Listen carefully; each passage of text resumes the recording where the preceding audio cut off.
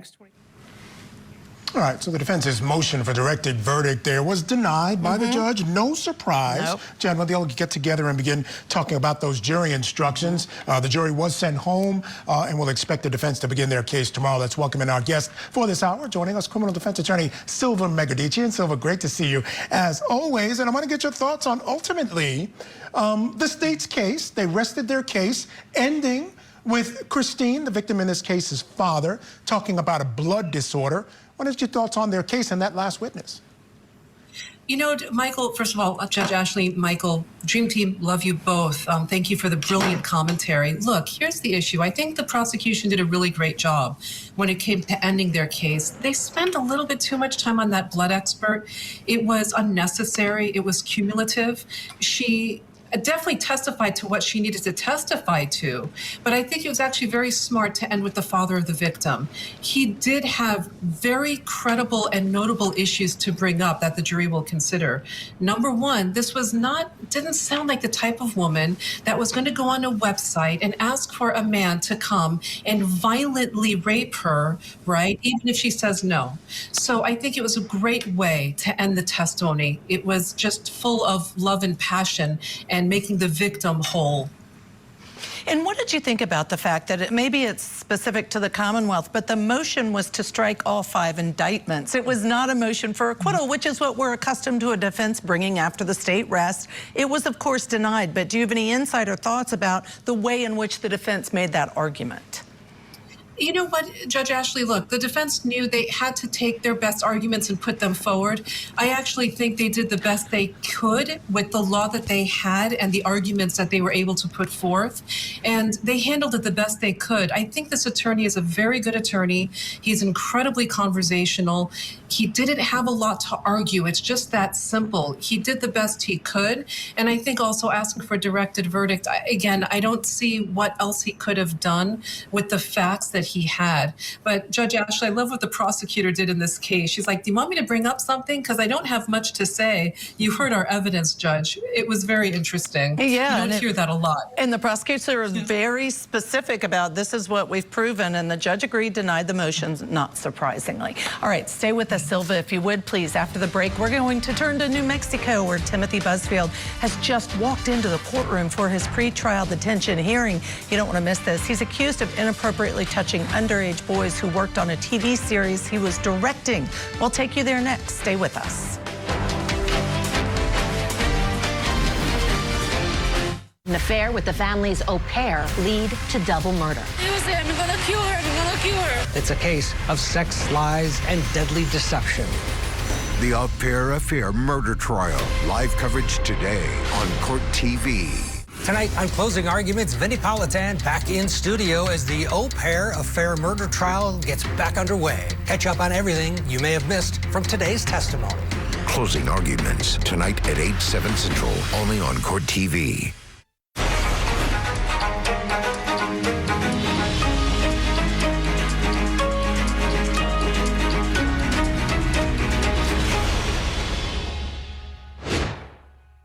The defendant is currently charged with 2 counts of criminal sexual contact of a minor, child under 13, and 1 count of child abuse. Under New Mexico law, each count of criminal sexual contact carries up to 6 years of incarceration, and child abuse carries up to 3 years. We want to turn our attention now to New Mexico, where a pretrial detention hearing has just begun for actor and director Timothy Busfield. Today, a judge will determine whether the 68-year-old will remain in custody or receive conditional release ahead of trial.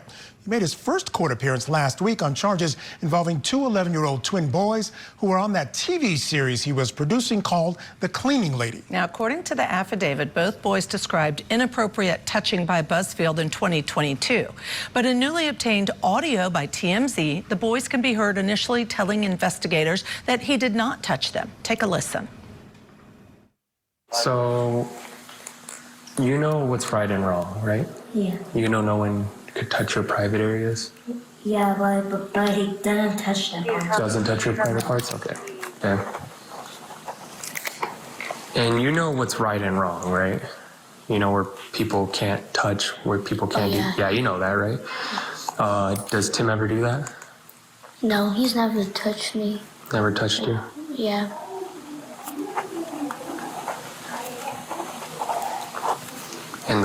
In like, you know, your private areas, right? Yeah. Never did that? Never. Yeah. Yeah, and the defense actually turned that into the court for this hearing today. And also recent filings also mention a separate older allegation involving a teenager from years earlier. However, that claim is not part of the current criminal charges against Busfield. We want to get you into court now, where his pretrial detention hearing has started.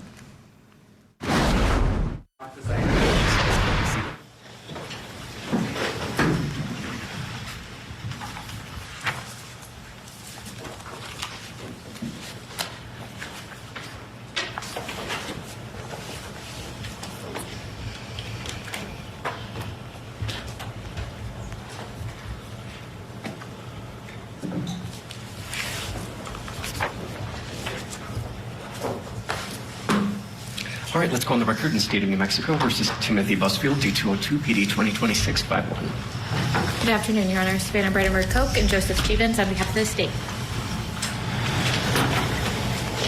Good afternoon, Your Honor. Christopher Dodd and Amber Fairberg on behalf of Timothy Busfield. Okay, thank you. All right, so parties, we're here today on the state's motion for pretrial detention. Prior to the hearing, I received the state's 6 exhibits and the defendant's A through BB. 28 exhibits. Something like that, Your Honor. The court is going to enter in the background history report and the public safety assessment as court's exhibits 1 and 2, but I think those are already reflected in what you guys have submitted. So, those all being admitted, each side will have 1 hour for its presentation, and we'll start with the state, Ms. Brandenburg-Koch. Thank you, Judge. Is it okay if I come up to the podium? Of course.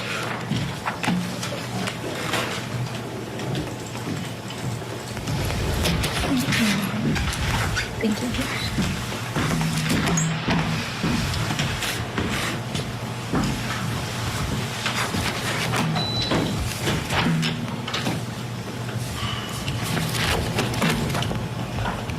Thank you, Your Honor. The state is requesting that this court find the defendant dangerous and that there are no conditions of release that this court can impose to secure the safety of this community. As the court noted, I did send exhibits. Defense has a copy of those as well. The state's exhibits are focused on what Rule 5409 actually requires. Pretrial detention is not a credibility trial. It's not a civil damages dispute, nor is it the studio's internal investigation, which is at best minimal and insufficient. It's whether the defendant is dangerous and if the court can impose conditions to secure the safety of the community. Thank you. And that's what the state will be focusing on. As I go through the state's exhibits, I will address some of the defendant's exhibits as well. I know the court gave the state an hour, so I would like to reserve some time for rebuttal as well. So the state's first exhibit is just the printout of Odyssey of the defendant's history here in New Mexico, which the state shows that there is none besides the underlying charges here. State's Exhibit 2 is the register of actions from the underlying case that we're here on, and just an event of showing when the criminal complaint was filed and the arrest warrant and when that warrant was served, along with the criminal complaint, which I will mostly focus on today. So I want to give some context, as there's a lot of defense exhibits along with the arrest warrant that is pretty lengthy. The named victims in this case, they started working on this show, The Cleaning Lady, in 2021. They filmed the pilot. They were asked later to come back for seasons 1 through 3, and that lasted until spring of 24. SL did the primary acting for seasons 1 and 2, although VL acted as well, and VL did the primary acting in season 3. Before season 4, there was a lot of back and forth with the children if they were going to continue to be casted in their role. After the 3 seasons, the boys were asked to audition, which is something they didn't have to do through seasons 1, 2, and 3. They had that audition here in Albuquerque in September of 2024. The lead actress in this show, her name is Elodie Young, and she was very close with the family. They went on vacations. However, she has not been compliant with this investigation. At that time of the audition, Ms. Young asked the mother of the parents to come to that audition and leave her husband at home. They arrived, VL was taken in a back room to do this audition, and then they left after the audition. Later, they found out that VL or SL was not going to be casted for the role that they've been in for the first 3 seasons. And only VL auditioned that day.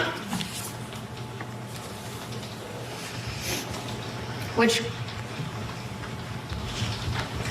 after they were released, the parents, I believe, posted that they were thankful for their opportunities, was very thankful for the show.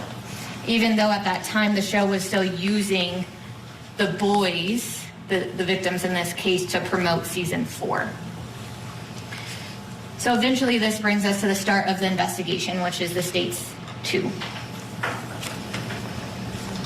There was concerns about abuse because the parents were being tagged in social media posts about the defendant's history.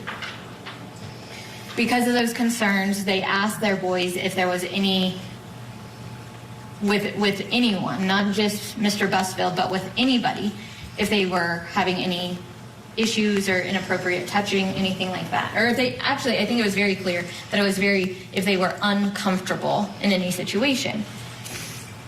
When the boys said, "Do you mean like with Uncle Tim?" Later, in November of 2024, the children were seen at UNMH. In UNMH, the doctor there is the one that referred this case, called the police and reported it, which, as a mandated reporter, needed to. So based off of the doctor seeing the children and speaking with the parents and getting a medical history, they had concerns about grooming and the sexual abuse, and they reported it to law enforcement. APD later. So interesting little tidbit there. This whole thing was sort of the ball got rolling because of social media posts to the parents that this was a possibility, or the past of this defendant. Because of the defendant's past. And they then asked their children, who said, "Oh, you mean like him, like Uncle," what did they call him? Uncle Tim. Uncle Tim. Yeah, yeah. All right, interesting stuff. We'll take a break. We'll have much more from those hearings. Keep it here on Court TV, your front row seat to justice.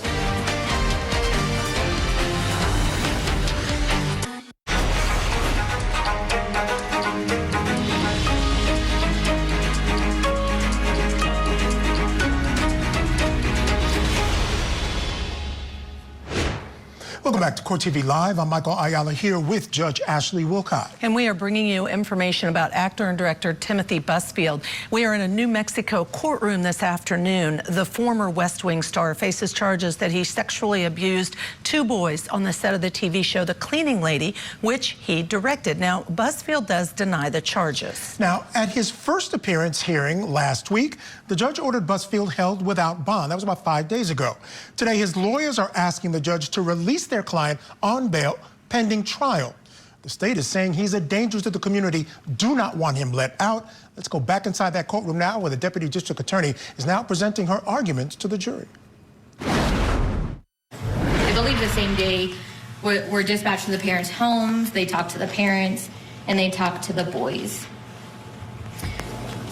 The boys did not disclose any sexual abuse, but did disclose signs of grooming and did disclose that the defendant had touched them.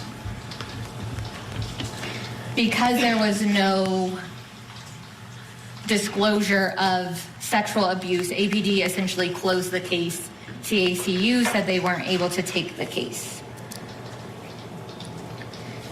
During this time, after the doctor visit, I believe, in November 2024, the kids then started therapy. I do want to note that in child abuse cases, I know the court is aware of this, is very typical that, well, one, officers are not supposed to speak with children, right, because of the power dynamic, and they want to make sure they're getting a reliable disclosure. So it's not uncommon that the kids did not disclose at that time or were ready to disclose at that time to a police officer that showed up at their house. Also, it's not best practices when interviewing a child according to our MDD structure by statute in New Mexico and across the country.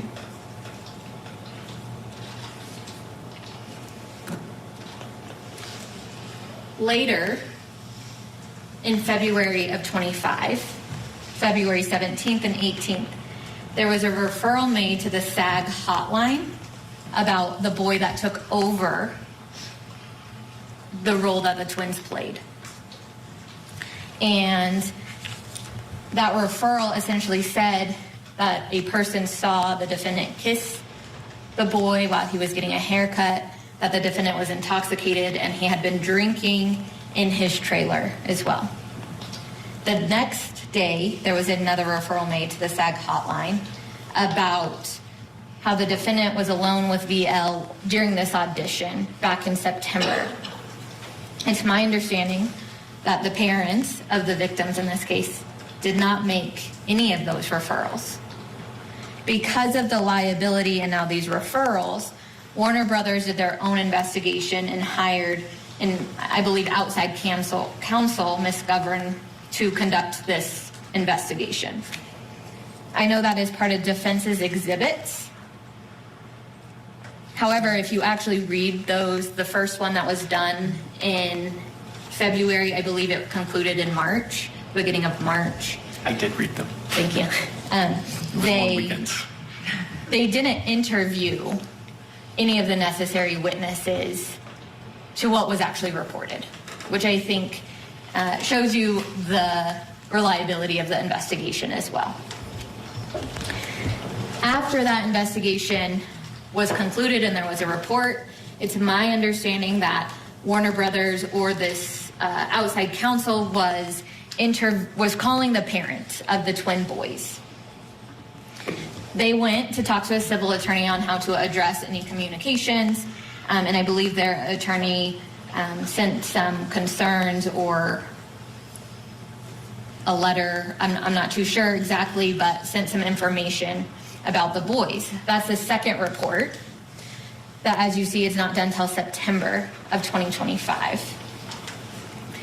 In that report, there are concerns of sexual abuse, and nobody, the independent attorney nor Warner Brothers, ever just reported this abuse.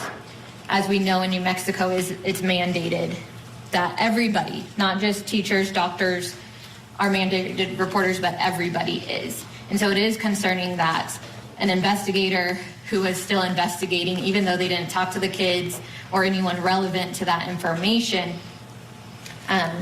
they still didn't report any abuse despite this letter. And they found, in both findings, they found that there was no wrongdoing, essentially, even though their investigation was pretty minimal and the witnesses needed weren't ever interviewed.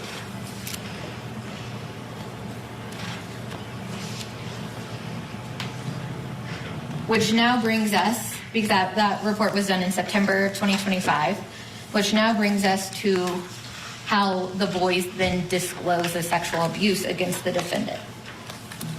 It was during therapy, not the parents, to a neutral party that SL described sexual abuse by the defendant, and VL disclosed inappropriate touching.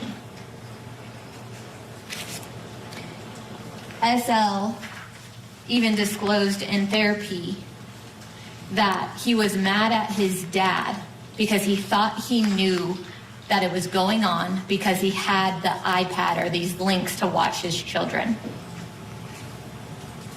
The therapist then made a referral. I believe that then a doctor saw the kids at Journey Pediatrics. Also, the therapist throughout their time had diagnosed one of the boys, SL, with PTSD because of these issues. In September, SL was seen by a doctor at Journey Pediatrics who also reported or indicated sexual abuse in that visit and treatment of the children.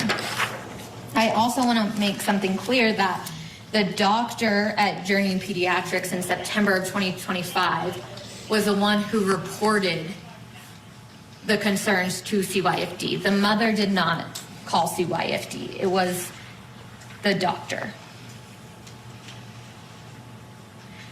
I know that the court is aware of this. However, it is the norm in child sexual abuse cases that kids delay disclose, and for many reasons that are also present here in this case. About 80% of children delay disclose. That's not only known nationally and supported by literature, but also in my experience prosecuting these cases. So it is not abnormal, but the norm on how the kids reported. It's also very normal that kids give a little bit at a time to test the waters to see what happens. As reported in their forensic interview, they talked about being scared. They talked about people being mean to them. And so that also shows why a delayed disclosure is typically made and supported by the literature.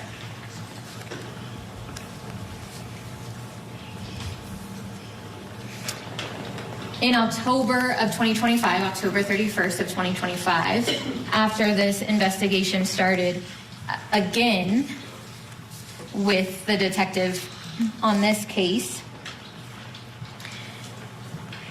during those safe house interviews, again, to a neutral third party, the boys disclosed the abuse. I also want to make this clear that the boys never said. She is certainly not just going through the chronological listing of events, but also sharing experience, statistics, so the court understands, for instance, the delayed reporting by a child is not unusual. Yeah, the history of the disclosure, which I think is very important in this case. Absolutely. Stay with us. We're going to bring you more of this pretrial hearing. The judge is going to have to decide whether Busfield gets released or not. Stay tuned. An affair with the family's au pair lead to double murder. I'm gonna kill her. I'm gonna kill her. It's a case of sex, lies, and deadly deception. The Au Pair Affair murder trial. Live coverage today on Court TV. Tonight on Closing Arguments, Vinnie Politan back in studio as the Au Pair Affair murder trial gets back underway. Catch up on everything you may have missed from today's testimony. Closing Arguments tonight at 8/7 Central, only on Court TV.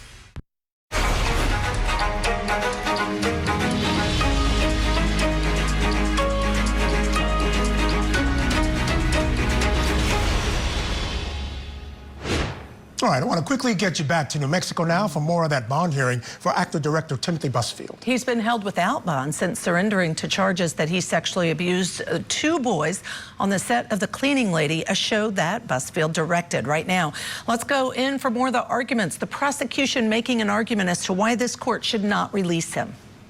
It happened when they were alone with the defendant. They actually indicated that some people were around and some people would leave. They never said that this happened when they were alone with him. So these arguments coming from defense and the exhibits provided don't add up with the testimony and with the kids' disclosures that they have given. The boys also disclosed how it made them feel and how uncomfortable they were.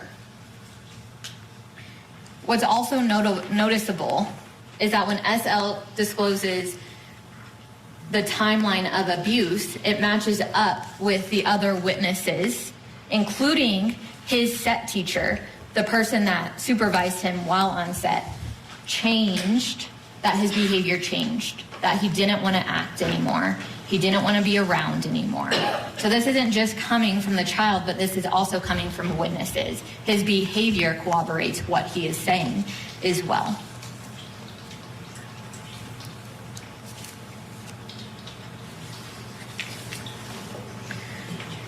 What is also important and throughout this investigation is what the defendant told police. He stated that he would tickle and pick up the boys, even though he knew that with Warner Brothers, they weren't allowed to be alone or touching.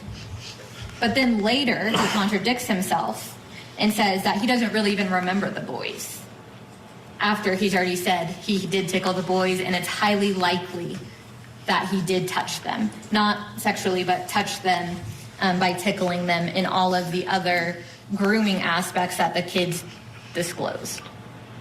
So his own statement contradicts the letters really provided on defense's behalf. Something notable also is the defendant says that the victim's father very much encouraged the behavior to hug Mr. Busfield, and he felt uncomfortable, but he never told the dad to stop, that it's not, that we don't hug children, that we don't touch children. He never told that. He never said that.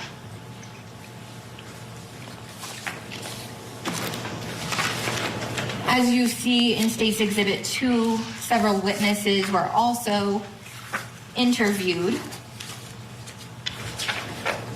Lauren Trujillo and Taylor Trujillo, that also discussed that the kids weren't always supervised. And even the set teacher, Lee Lewin, she also said that she was in the main room where there wasn't cameras, but that she confirmed the iPads and confirmed there was a lot of people around, but that people lose track. There's a lot going on in these sets.